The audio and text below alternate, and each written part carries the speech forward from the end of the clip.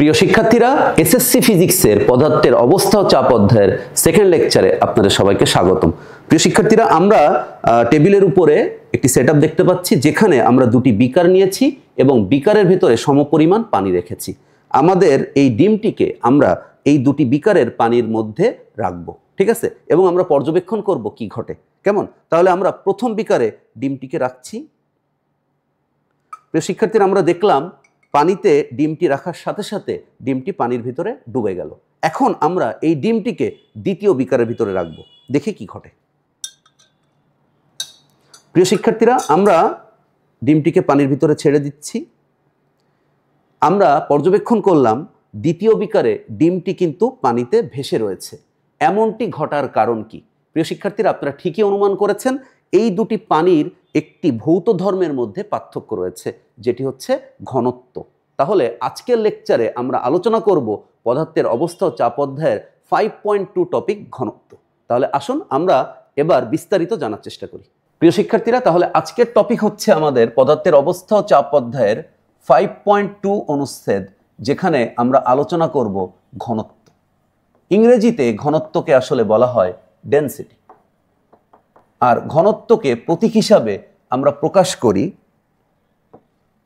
D দ্বারা, অথবা আমরা এটাকে প্রকাশ করি গ্রিক অ্যালফাবেট রো দ্বারা। প্রিয় শিক্ষার্থীরা, ঘনত্ব কোনো একটা পদার্থের বা কোনো একটা বস্তুর আসলে একটা ভৌত ধর্ম। তার মানে স্বাভাবিকভাবে যদি কেউ পদার্থ হয়, তাহলে কিন্তু ওই পদার্থের ঘনত্ব থাকবে। কেমন? তো ঘনত্ব আসলে বলতে যেটা বোঝায় সেটি হচ্ছে কোনো একটা বস্তুর একক আয়তনের ভরকে ঘনত্ব বলে। তো ঘনত্বের সংজ্ঞাটা বা ঘনত্বকে ডিফাইন করার আগে আমরা বিভিন্ন চিত্রের মাধ্যমে একটু জেনে আসার চেষ্টা করব যে কেন আমরা এই ঘনত্বটা ফিজিক্সে পড়ি বা এটা পড়ার গুরুত্বটা কি, আমরা কোথায় কোথায় ঘনত্ব বিষয়টি ব্যবহার করে থাকি, আমাদের কিভাবে বস্তুর ঘনত্বটা কাজে লাগে। কেমন? তো প্রিয় শিক্ষার্থীরা, আমরা প্রথমে যে চিত্রটি স্ক্রিনে দেখছি, সেখানে আলাদা তিনটি বিকার আমরা দেখতে পাচ্ছি, এবং বিকারের মধ্যে যে তরল পদার্থ রাখা হয়েছে সেই তরল পদার্থটা আসলে সেম। তার মানে এখানে যে তরল পদার্থের নেওয়া হয়েছে তাদের ঘনত্বটা আসলে একই। কিন্তু আমরা এই যে বিকারের ভিতরে যে তরল পদার্থ নিয়েছিলাম, আমরা বলছিলাম এখানে পানি। প্রিয় শিক্ষার্থীরা, আসলে এই পানির যে ভৌত ধর্ম ঘনত্ব সেটি আসলে ভিন্ন ছিল। আসলে দুটোই পানি, কিন্তু আমার বাম হাতে যে বিকারটি রয়েছে, যেখানে আপনারা এখনো দেখতে পাচ্ছেন ডিমটি ভেসে রয়েছে, এই বিকারের পানির ঘনত্ব বেশি। ঘনত্ব বেশি কি করে হলো? প্রিয় শিক্ষার্থীরা, পানি হলেও আমি আলাদাভাবে এই দ্বিতীয় বিকারটিকে লবণ মিশিয়েছিলাম। লবণ মেশানোর কারণে ঘনত্ব বেড়ে গিয়েছে। আমরা সবাই এটা জানি যে নদী বা পুকুরের বা সাধারণ পানিতে সাঁতার কাটা কঠিন, কিন্তু সমুদ্রের পানিতে তুলনামূলক সাঁতার কাটা সহজ। প্রিয় শিক্ষার্থীরা, জর্ডানের একটি সাগর রয়েছে যেটাকে আমরা বলি ডেড সি, ঠিক আছে? এই মৃত সাগরে আসলে মানুষ আপনা আপনিই ভেসে থাকতে পারে, কারণ এই ডেড সি এর পানির ঘনত্ব অনেক বেশি। প্রিয় শিক্ষার্থীরা, আমরা যখন বিকারের পানিতে লবণ মিশিয়েছিলাম, তখন বিকারের পানির ঘনত্ব সাধারণ পানির ঘনত্ব থেকে বেশি হয়ে যায়। এই জন্য ডিমটাকে যখন আমরা প্রথম বিকারে ডুবিয়েছিলাম, তখন ডিমটার ওজন এই পানির ঘনত্বের চেয়ে আসলে কম ছিল। প্রিয় শিক্ষার্থীরা, ডিমটাকে যখন আমরা প্রথম বিকারে ডুবিয়েছিলাম, তখন ডিমটার ঘনত্বের থেকে পানির ঘনত্বটা আসলে কম ছিল, এই জন্য ডিমটা পানিতে ডুবে গিয়েছিল। কিন্তু যখন আমরা লবণ পানিতে ডিমটাকে ডুবিয়েছি, তখন ডিমের ঘনত্বর চেয়ে লবণ পানির ঘনত্বটা আসলে বেশি ছিল, এই জন্য ডিমটা লবণ পানিতে ভেসেছিল। প্রিয় শিক্ষার্থীরা, এখানেও আমরা দেখতে পাচ্ছি তিনটি বিকারে একই তরল আছে এখানে, তবে এখানে হচ্ছে এই যে বস্তুটি তিনটি নেওয়া হয়েছে, এখানে আপনারা দেখতে পাচ্ছেন প্রথম বিকারে যে বস্তুটি আমরা দেখতে পাচ্ছি সেটি কিন্তু তরলের উপরে ভাসতেছে, তাই না? প্রিয় শিক্ষার্থীরা, দ্বিতীয় বিকারটাও আমরা দেখতে পাচ্ছি এখানে তরলের ভাসতেছে, তবে বেশি পরিমাণ আসলে পানির নিচে ডুবে আছে। এখানে আসলে তুলনামূলক একটু কম পানির নিচে ডুবেছিল। প্রিয় শিক্ষার্থীরা, আমরা তৃতীয় যে বিকারটি, সেখানে আমরা দেখতে পাচ্ছি যে বস্তুটি নেওয়া হয়েছে সেই বস্তুটি একদম পানির নিচে ডুবে গিয়েছে। এমনটি হবার কারণও কিন্তু আসলে পদার্থের এই ভৌত ধর্ম ঘনত্ব। প্রিয় শিক্ষার্থীরা, তরলের ঘনত্বগুলো সেম, কিন্তু এখানে যে বস্তু তিনটি নেওয়া হয়েছে এটা আসলে একটা মেটাল পদার্থ নেওয়া হয়েছে। প্রিয় শিক্ষার্থীরা, এটা একটা কাঠের টুকরা নেওয়া হয়েছে, ঠিক ঠিক আছে। আর এখানে একটা ফোম জাতীয় বস্তু নেওয়া হয়েছে যেটা একদম পানির উপরে সামান্য একটু ডুবে থেকে ভাসতেছে। প্রিয় শিক্ষার্থীরা, এই তিনটি বস্তুরই আসলে ঘনত্ব আলাদা আলাদা হওয়ার কারণে ওরা এখানে ভেসে রয়েছে। ওকে প্রিয় শিক্ষার্থীরা, আমরা নেক্সট যে চিত্রটা একটু দেখে আসি। আমরা এখানে দ্বিতীয় একটি চিত্র দেখতে পাচ্ছি। প্রিয় শিক্ষার্থীরা, আমাদের এখানে দুটি একই আয়তনের বস্তুকে নেওয়া হয়েছে। আমরা দেখতে পাচ্ছি চিত্রে একই আয়তনের দুটি বস্তু। আপনারা একটু খেয়াল করলে বুঝতে পারবেন এই বস্তুটার আয়তন আর এই বস্তুটার আয়তন কিন্তু সেম, ঠিক আছে, কিন্তু বলতে পারি যে এই বস্তুটার ডেনসিটি আসলে কম আর এই বস্তুটার ডেনসিটি আসলে বেশি। প্রিয় শিক্ষার্থীরা, আপনারা এখন প্রশ্ন করতে পারেন যে একই আয়তন কিন্তু তাহলে ঘনত্ব এটা আলাদা কেমনে হইল? প্রিয় শিক্ষার্থীরা, আয়তন একই হলেও আমরা এখানে দেখতে পাচ্ছি যে এই প্রথম যে বস্তুটি, এই বস্তুটি যে পরমাণু দ্বারা তৈরি তাদের পরমাণুর সংখ্যা এই আয়তনের ভিতরে কম, তার মানে এরা একটু দূরে দূরে অবস্থান করছে। কিন্তু আমরা দ্বিতীয় চিত্রে স্পষ্ট দেখতে পাচ্ছি এই প্রথম বস্তুর আয়তনের মতো একই আয়তন, কিন্তু এখানে অনেক পরমাণু গাদাগাদি করে অবস্থান করছে। তার মানে প্রিয় শিক্ষার্থীরা, এখানে দুটি বস্তুর আয়তন সেম, কিন্তু ওখানে পরমাণুর সংখ্যা, বস্তুটা যে উপাদান দিয়ে তৈরি তার পরিমাণ কিন্তু আসলে ভিন্ন। তার মানে আমরা বলতে পারি যে দ্বিতীয় বস্তুটাই যেহেতু একই আয়তনের ভেতরে বেশি উপাদান থাকতে পারে, এই জন্য আমরা বলতে পারি যে দ্বিতীয় বস্তুটির ঘনত্ব এখানে বেশি। তার মানে প্রিয় শিক্ষার্থীরা, আমরা এই চিত্র থেকে একটা জিনিস কিন্তু বুঝতে পারছি, সেটি হচ্ছে যে এখানে 1 নম্বর পয়েন্ট আয়তন একই, কেমন, কিন্তু 2 নম্বর পয়েন্ট যেটা, সেটা হচ্ছে এই বস্তু দুটি যে উপাদান দিয়ে তৈরি সেই উপাদানের যে পরিমাণ, সেই উপাদানের পরিমাণ কিন্তু ভিন্ন। তার মানে আয়তন একই থাকলে দুটি বস্তুর ঘনত্ব এটা ডিপেন্ড করবে মোটামুটি ওই বস্তু দুটি কি উপাদান দিয়ে তৈরি এবং তার পরিমাণের উপর। আমরা এটাকে কিন্তু ভর বলতে পারি। প্রিয় শিক্ষার্থীরা, তাহলে আমরা দেখতে পাচ্ছি যে আয়তন একই থাকলেও যদি ওই আয়তনে ওই বস্তু দুটির উপাদানের যে পরিমাণ সেটা যদি আলাদা হয় তাহলে বস্তুর ঘনত্ব কিন্তু আলাদা হতে পারে। আমি একটা উদাহরণ দিয়ে আপনাদেরকে বোঝাতে পারি যে আপনারা যদি 1 কেজি লোহা কিনতে যান আর একই সাথে যদি আপনারা চিন্তা করেন যে আমি 1 কেজি তুলা কিনবো, প্রিয় শিক্ষার্থীরা, আমরা 1 কেজি লোহাটা পকেটে করে নিয়ে আসতে পারবো, কিন্তু তুলাটা নিতে আমাদেরকে অবশ্য বড় একটা ব্যাগ লাগবে, কিন্তু আমরা পরিমাণ কিনেছি কিন্তু 1 কেজি। তাহলে কেন এরকম হলো? কারণ লোহার যে কণাগুলো রয়েছে সেগুলো অল্প জায়গায় অনেক পরিমাণ একসাথে থাকতে পারে, কিন্তু তুলার ক্ষেত্রে পরমাণুগুলো বা তুলার অণুগুলো বা তুলার উপাদানগুলো আসলে এক জায়গায় বেশি পরিমাণ থাকতে পারে না। এই জন্য তুলার ঘনত্বের চেয়ে লোহার ঘনত্ব অনেক বেশি। প্রিয় শিক্ষার্থীরা, আমরা এর পরবর্তী চিত্রটা একটু দেখার চেষ্টা করি। প্রিয় শিক্ষার্থীরা, আমরা এখানে একটি চমৎকার চিত্র দেখতে পাচ্ছি। আপনারা এখানে খেয়াল করছেন, আমরা একটা ব্যালেন্স কাঠের উপর আসলে বা একটা ফালক্রমের উপর একটি তক্তা মতো রেখেছি। প্রিয় শিক্ষার্থীরা, তক্তার এক প্রান্তে আমরা একটা বস্তু রেখেছি। এই বস্তুটার ভলিউম অর্থাৎ আয়তন, আর এটা V1 বললাম, এবং এই বস্তুটার যে আয়তন V2, এটা কিন্তু সেম, আয়তন সেম, কিন্তু আমরা দেখতে পাচ্ছি এখানে 1 2 3 4 5 6 7 8, মানে এই বস্তুটায় আসলে এই আয়তনের মধ্যে এই বস্তুটার মাত্র 8টি উপাদান রয়েছে।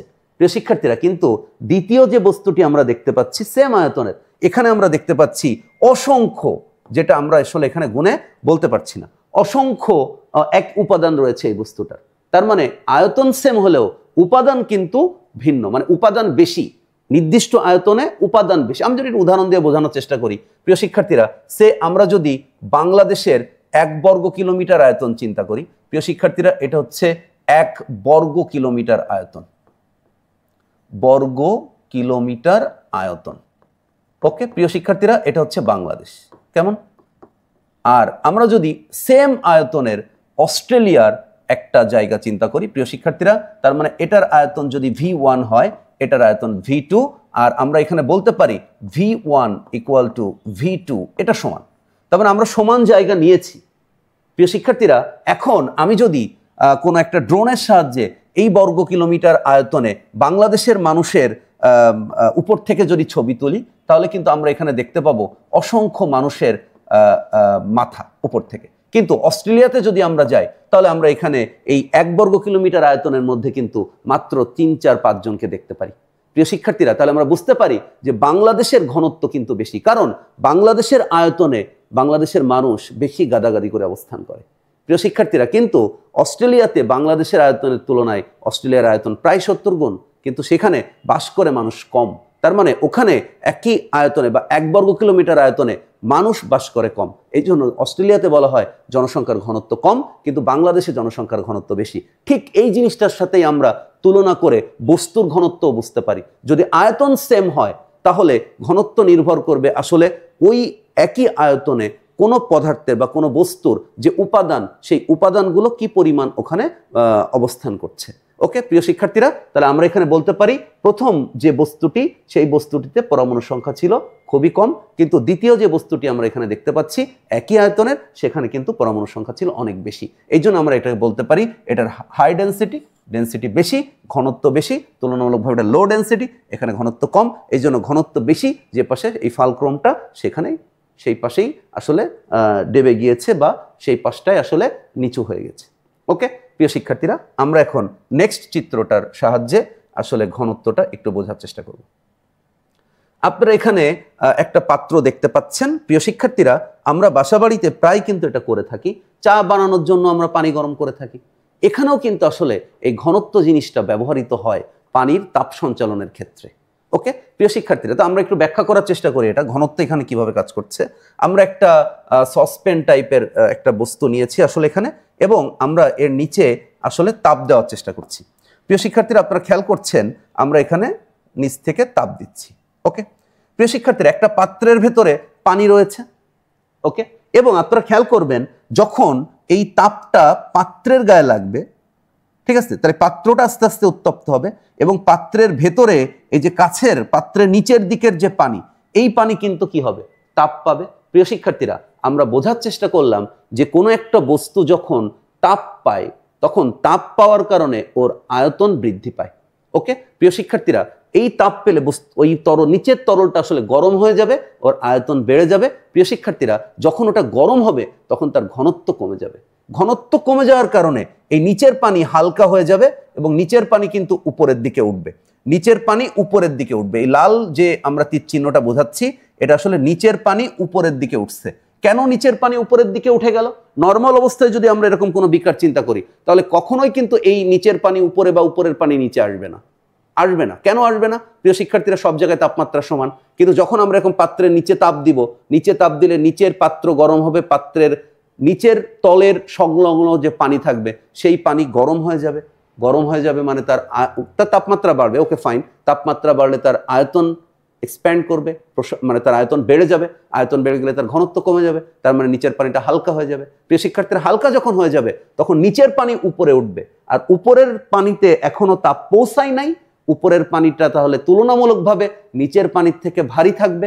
প্রিয় শিক্ষার্থীরা, তার মানে ঘনত্ব বেশি থাকবে, তাহলে নিচের পানি কিন্তু উপরের পানি কিন্তু নিচে চলে যাবে এবং নিচের পানি উপরে চলে আসবে। এইভাবে আসলে তাপ সঞ্চালিত হয়। এখানেও কিন্তু ওই মুহূর্তে ঘনত্ব, এই ভৌত ধর্মটি কাজ করে। ওকে প্রিয় শিক্ষার্থীরা, আমরা নেক্সট চিত্রটা একটু বোঝার চেষ্টা করি।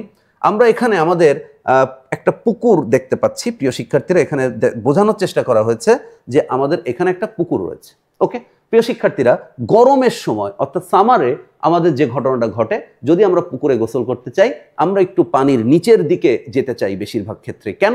কারণ আমরা দেখি যে আমরা গোসল করতে নামলে পুকুরের পানির উপরের পানিগুলো একটু গরম থাকে, উপরের পানি, উপরের অংশের পানিটা। কিন্তু যত আমি ডিপে যাব, যত আমি পুকুরের গভীরে যাব, তত আমি দেখব পানিটা কিন্তু ঠান্ডা। কেন এমনটা হইল?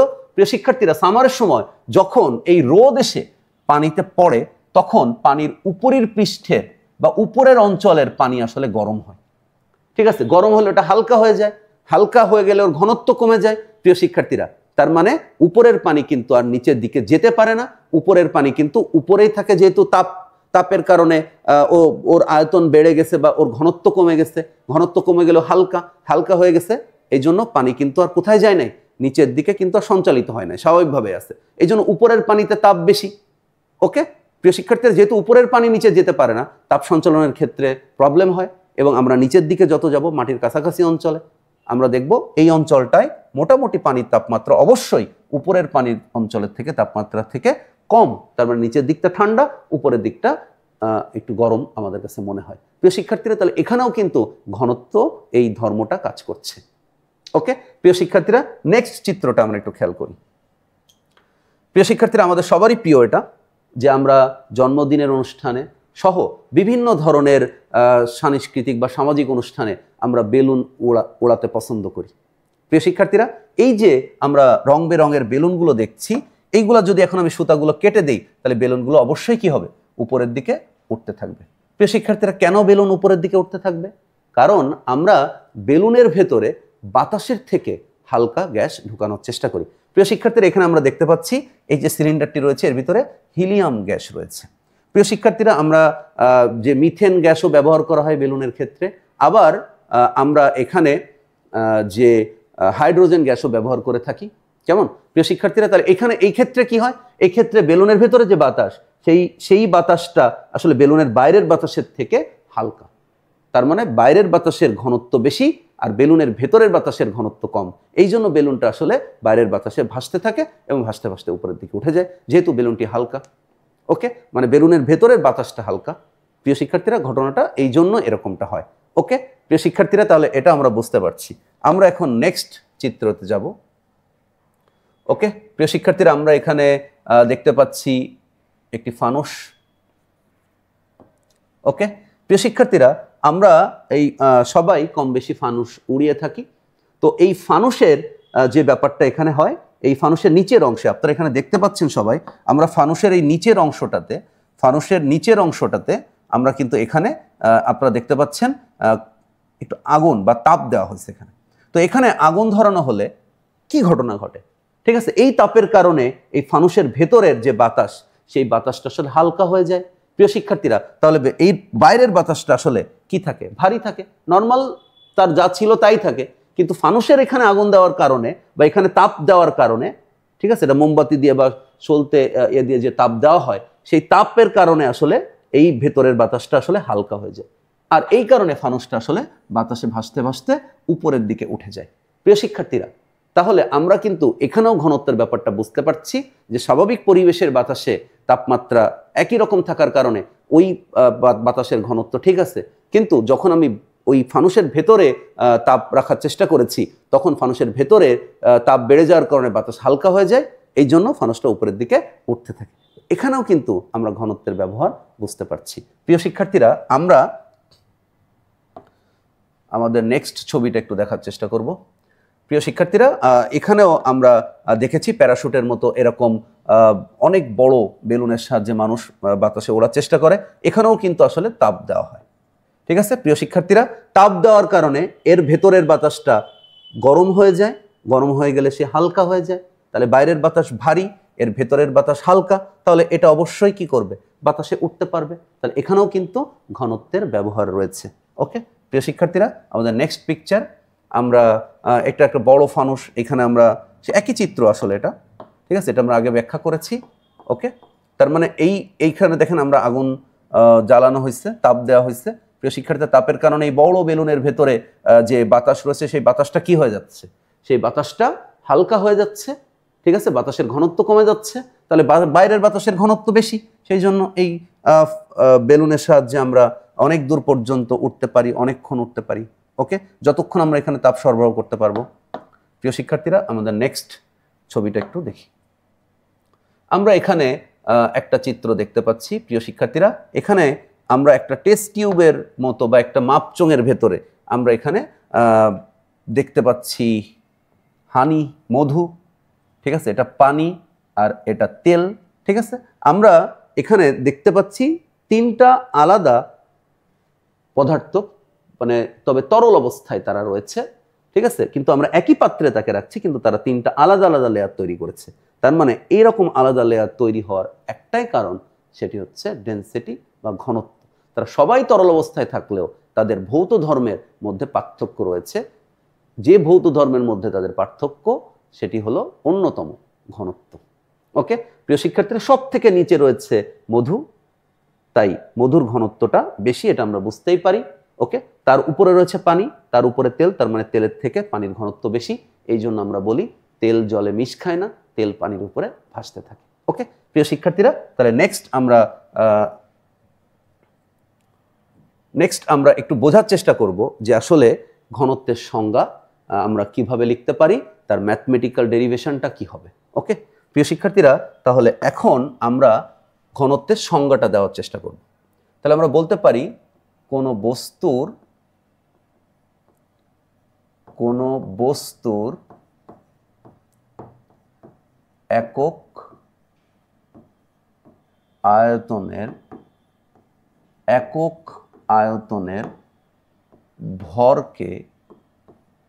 ভরকে ঘনত্ব বলা হয়।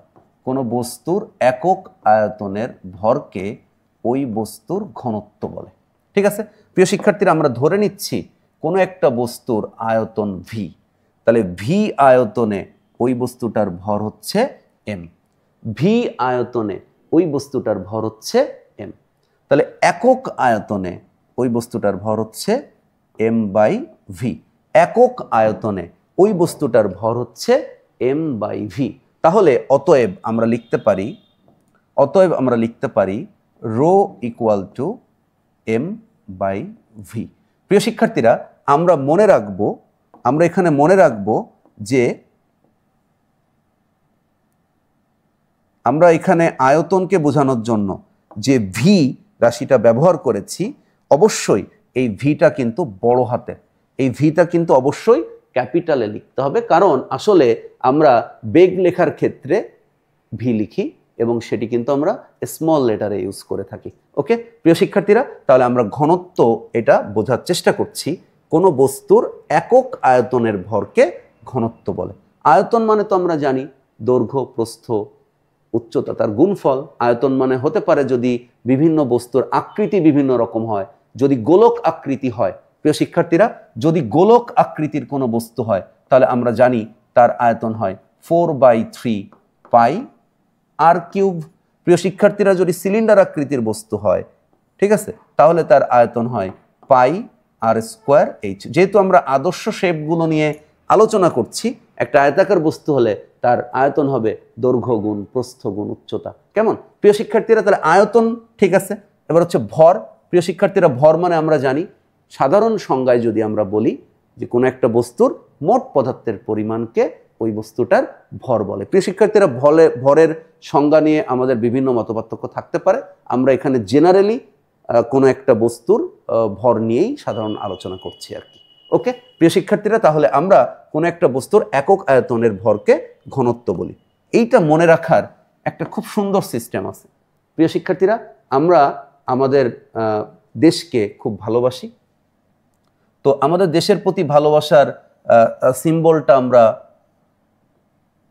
প্রকাশ করছি। ওকে, তো আমরা বাংলাদেশকে ভালোবাসি অবশ্যই, কিন্তু যখন আমরা আমাদের দেশের প্রতি সঠিক দেশপ্রেম বা আমাদের দায়িত্ববোধ দেখাতে না পারি, তখন কিন্তু আমাদের মাতৃভূমি কষ্ট পায়। প্রিয় শিক্ষার্থীরা, যখন আমরা কষ্ট পাই তখন কিন্তু আমাদের এই হার্ট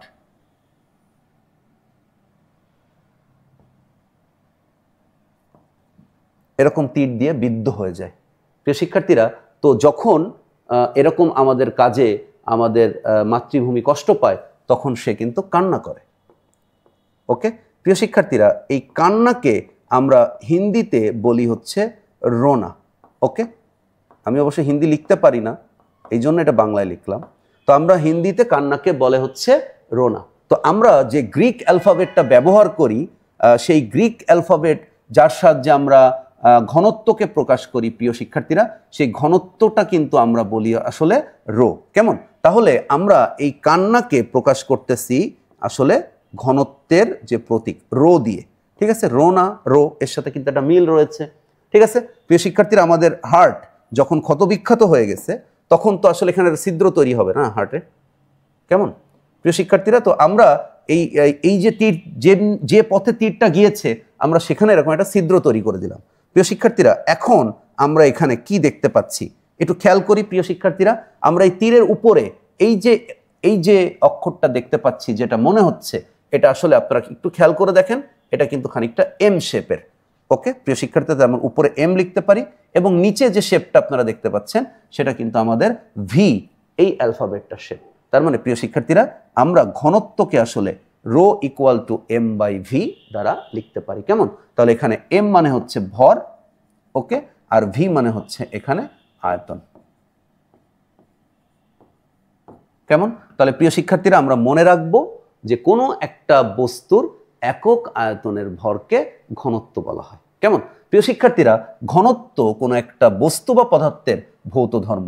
আমরা এখন ঘনত্বের এককটা একটু শেখার চেষ্টা করব। তাহলে rho equal to M by V. প্রিয় শিক্ষার্থীরা, এম মানে ভর, ভরের একক হচ্ছে কেজি, আর আয়তন, আয়তনের একক হচ্ছে মিটার কিউব। প্রিয় শিক্ষার্থীরা, তাহলে আমরা ঘনত্বের একককে লিখতে পারি কেজি পার মিটার কিউব। ওকে, এটা হচ্ছে ঘনত্বের একক। প্রিয় শিক্ষার্থীরা, যদি আমরা এককটা লিখে ফেলতে পারি তাহলে খুব সহজেই আমরা ঘনত্বের মাত্রাও প্রকাশ করতে পারবো। প্রিয় শিক্ষার্থীরা, ঘনত্বের মাত্রা যদি আমরা এখানে লিখতে চাই তাহলে আমরা দেখতে পাচ্ছি ভর আর আয়তনের সমন্বয়ে গঠিত হয়েছে আসলে ঘনত্ব। তার মানে বিষয়টা যদি আমরা একটু এভাবে চিন্তা করি, যদি বিষয়টা একটু আমরা এভাবে চিন্তা করি তাহলে আমরা দেখতে পাচ্ছি ঘনত্বের সম্পর্কটা আসলে তিনটা রাশির মধ্যে, মানে আমরা এভাবে যদি চিন্তা করি, কেমন? একটা হচ্ছে আমরা এটাকে লিখলাম রো, আমরা বলতেছি এম, আমরা বলতেছি ভি। তার মানে প্রিয় শিক্ষার্থীরা, খুব সহজেই আমরা বলতে পারি যে ঘনত্বটা আসলে এম কে ভি দ্বারা ভাগ করলে পাওয়া যায়। আবার যদি আমরা সম্পর্কটা এম চিন্তা করি তাহলে এম ইকুয়াল টু আমরা ঘনত্ব আর আয়তনের গুণফল পেতে পারি। প্রিয় শিক্ষার্থীরা, তাহলে আমরা ঘনত্বকে বুঝতে পারছি, ঘনত্ব আসলে এম ভর আর আয়তন থেকেই আমরা পাই। তাহলে এম ভর, তাহলে ভর ইংরেজি হচ্ছে ম্যাস, তো এই জন্য এটার ক্যাপিটাল এম দিয়ে প্রকাশ করা হয়। আর আয়তন, এটা হচ্ছে মিটার কিউব, মিটার আসলে দৈর্ঘ্যের একক, তাই আমরা সেটাকে লেন্থ এর capital letter L to the power -3। তাহলে আমরা বলতে পারি M L to the power -3 এটা আসলে ঘনত্বের একক মাত্রা। তাহলে প্রিয় শিক্ষার্থীরা, ঘনত্বের একক হচ্ছে কেজি পার মিটার কিউব, আর ঘনত্বের মাত্রা হচ্ছে M L to the power -3। প্রিয় শিক্ষার্থীরা, আমরা আমাদের বাসাবাড়িতে যে আইপিএস এর ব্যাটারি রয়েছে, আমরা সেখানে কিন্তু মাঝে মাঝে বা নির্দিষ্ট সময় পর পর পানি দিতে দেখি। প্রিয় শিক্ষার্থীরা, আমরা কখনো চিন্তা করেছি যে কেন ব্যাটারির ভেতরে যে অ্যাসিড থাকে, অর্থাৎ সালফিউরিক অ্যাসিড H2SO4, আমরা কেন এখানে পানি দিই? এখানেও কিন্তু ওই অ্যাসিডের ঘনত্বটা আসলে ঠিক রাখার জন্য, কারণ ওখানে যখন রাসায়নিক বিক্রিয়া হয় তখন বাষ্প হয়ে পানি আসলে উড়ে যায়, তখন পানি যখন কমে যায় তখন আসলে অ্যাসিডের ঘনত্ব বেড়ে যায়, সেজন্য আমাদের মধ্যে রাসায়নিক বিক্রিয়া ঘটতে অসুবিধা হয়। এই ঘনত্বকে ঠিক রাখার জন্য আসলে সেখানে পানি দেওয়া হয়। ওকে প্রিয় শিক্ষার্থীরা, তাহলে আমরা বুঝতে পারছি ঘনত্বের এই বেসিক বিষয়টা আমরা অনেক জায়গায় ব্যবহার করে থাকি। প্রিয় শিক্ষার্থীরা, আমরা ঘনত্বের একটা প্র্যাকটিক্যাল এখন একটু দেখার চেষ্টা করব। প্র্যাকটিক্যালটা আমরা ছবিতে আপনাদেরকে দেখিয়েছিলাম, আমি সেই ছবিটাও আসলে স্ক্রিনে অন করে রাখব। আমরা এখানে যে ছবিটা দেখতে পাচ্ছি প্রিয় শিক্ষার্থীরা, এই ছবিটাই আসলে আমরা বাস্তবে প্র্যাকটিক্যালে আপনাদের সামনে উপস্থাপন করব। তার আগে আমি আরও একবার ঘনত্বের সংজ্ঞাটা আপনাদের মধ্যে উপস্থাপন করতে চাই। কোনো একটা বস্তুর একক আয়তনের ভরকে ঘনত্ব বলে। প্রিয় শিক্ষার্থীরা, আসলে ঘনত্ব কিছু বেসিক বিষয়ের উপর নির্ভর করে। আমি ঘনত্বের নির্ভরশীলতা নিয়ে দু একটা কথা বলি। ঘনত্বের নির্ভরশীলতা,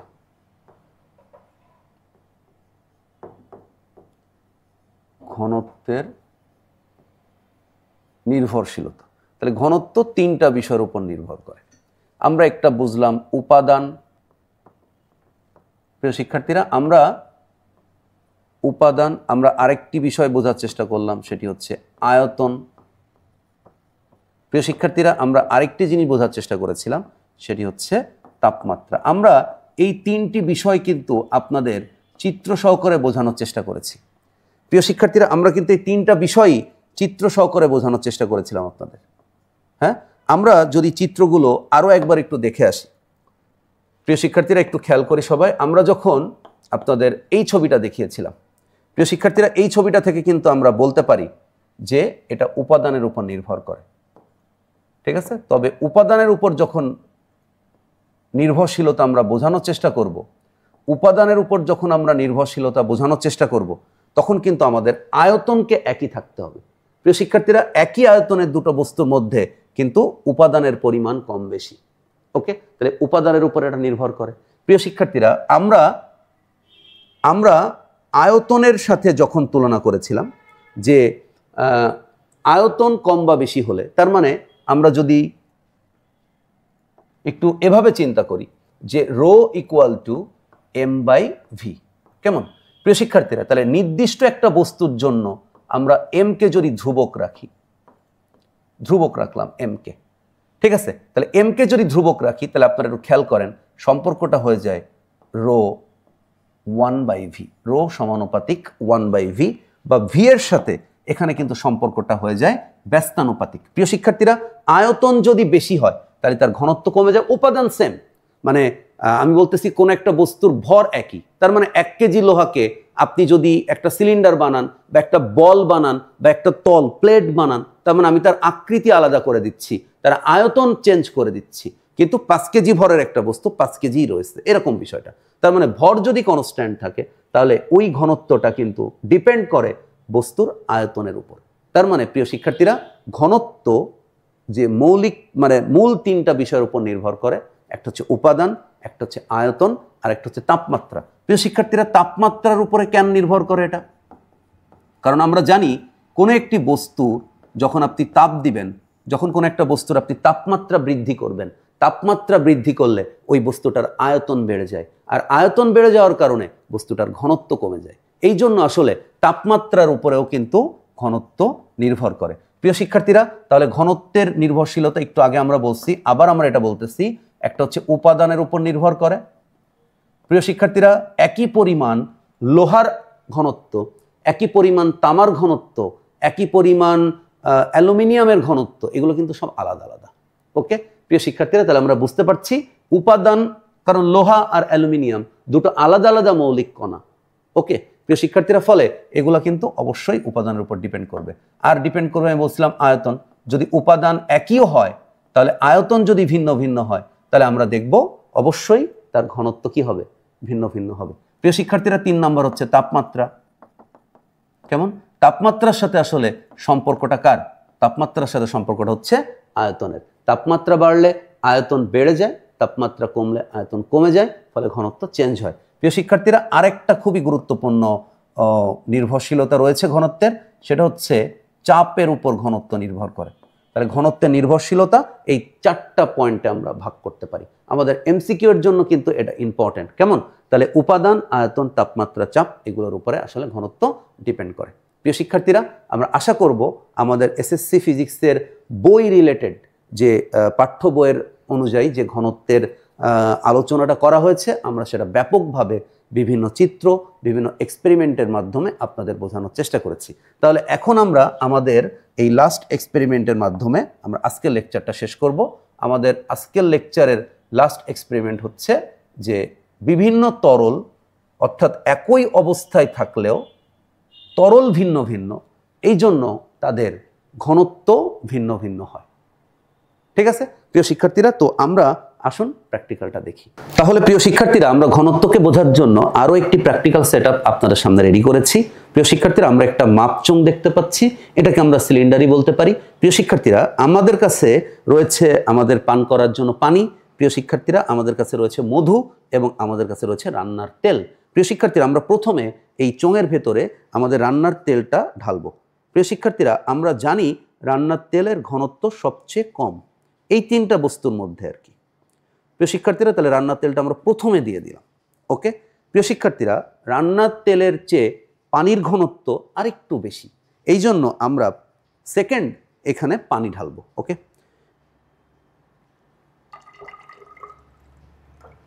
প্রিয় শিক্ষার্থীরা, আমরা এখানে পানি দিয়ে দিলাম। ওকে, আমরা একটু পর্যবেক্ষণ করব আসলে এখানে কি হয়। প্রিয় শিক্ষার্থীরা, যেহেতু পানির ঘনত্ব রান্নার তেলের থেকে বেশি, তাই পানি কিন্তু অবশ্যই রান্নার তেলের নিচে অবস্থান করবে, অর্থাৎ পানির উপরে রান্নার তেলকে আমরা ভাসতে দেখব। প্রিয় শিক্ষার্থীরা, আমরা এরপরে সবথেকে এই তিনটা উপাদানের মধ্যে সবথেকে যার ঘনত্ব বেশি, আমরা সেটা এই মধুটা এখন এর ভিতরে দেওয়ার চেষ্টা করব। ওকে, প্রিয় শিক্ষার্থীরা, এই তিনটা উপাদানের মধ্যে মধু হচ্ছে সবথেকে ঘন। এই জন্য আমরা দেখব মধু, তেল, পানি, মধু, তেল, পানির সবার নিচে চলে যাবে। ওকে প্রিয় শিক্ষার্থীরা, আমরা আশা করছি আপনারা তিনটা লেয়ার এখানে বুঝতে পারছেন। আমাদের কাছে একদম নিচে যে লেয়ারটি রয়েছে সেটি হচ্ছে মধুর, তারপর আমরা এখানে দেখতে পাচ্ছি পানি। প্রিয় শিক্ষার্থীরা, তার উপরে যে অংশটি আমরা দেখতে পাচ্ছি সেটি হচ্ছে তেল। ওকে প্রিয় শিক্ষার্থীরা, আমরা এখানে যদি আপনাদেরকে একটু ভালোভাবে দেখাই তাহলে আপনারা বুঝতে পারবেন একদম নিচের এই অংশটা যেটা গাঢ় দেখা যাচ্ছে এটা আসলে মধু। আপনারা এখানে দেখতে পাচ্ছেন একদম স্বচ্ছ, এটা হচ্ছে পানি, এবং এর উপরে যে লেয়ারটা আপনারা দেখতে পাচ্ছেন এটি হচ্ছে রান্নার তেল। ওকে প্রিয় শিক্ষার্থীরা, আমরা তাহলে বুঝতে পারলাম যে পদার্থ বা বস্তুর একটা গুরুত্বপূর্ণ ভৌত ধর্ম হচ্ছে ঘনত্ব। তাহলে প্রিয় শিক্ষার্থীরা, আমরা আজকের লেকচারে যে ঘনত্ব টপিকটা বোঝার চেষ্টা করেছি, আশা করছি আপনারা সবাই বুঝতে পেরেছেন। আর এতক্ষণ ফিজিক্স ল্যাবের সাথে থাকার জন্য আপনাদের সবাইকে ধন্যবাদ। প্রিয় শিক্ষার্থীরা, আমরা আপনাদের এই পঞ্চম অধ্যায়ের যে প্রত্যেকটা লেকচারকে আমরা একদম আধুনিক এবং প্র্যাকটিক্যালি এটা ডিজাইন করেছি যেন আপনারা খুব সহজেই এই গুরুত্বপূর্ণ যে চ্যাপ্টারটি পদার্থের অবস্থা চাপ এটি সুন্দরভাবে বুঝতে পারেন। থিওরিগুলো আপনারা যদি সঠিকভাবে বুঝতে পারেন তাহলে আপনারা এই সৃজনশীল যে প্রশ্ন আমাদের পড়ে তার উদ্দীপকটিও আপনারা নিজেরাই ভাবতে পারবেন এবং অঙ্কগুলো আপনারা সলভ করতে পারবেন। প্রিয় শিক্ষার্থীরা, সবাই ফিজিক্স ল্যাবের সাথেই থাকবেন, ভালো থাকবেন। আল্লাহ হাফেজ, অল দ্য বেস্ট। দেখা হবে নেক্সট ভিডিওতে। টাটা।